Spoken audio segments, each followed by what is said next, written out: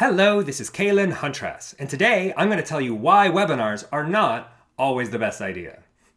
I had a potential client schedule a marketing consultation with me, and I talked him out of doing a webinar. Talked myself out of quite a bit of work. I mean, I could have said, yeah, let's set up a webinar. I'll get your registration sequence and your autoresponder integrated with your website and all this stuff, and here's the price.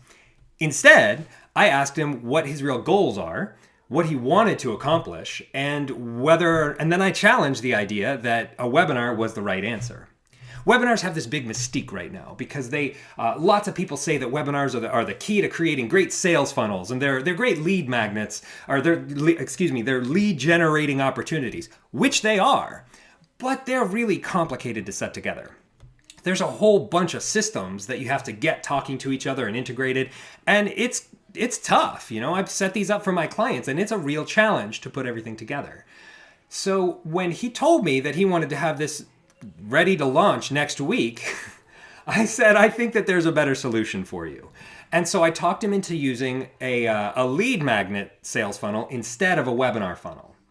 So he had this webinar script, and I said, keep going with the script and record a video as if you were giving a webinar, but then offer that video as a reward for people subscribing to your newsletter. And you can still promote the same way, you still use the same benefit bullets, and you still get people intrigued, but you don't have to do it live. You don't have to handle the registration and the YouTube Live integration with the webinar platform, which is totally glitchy and sometimes it's really hard to figure out. So I talked him out of all of these potential problems and made it really simple for him.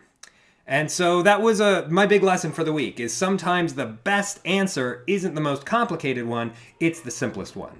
So if you want to see the next episode of Caelan talks himself out of some paying work, then be sure and click subscribe.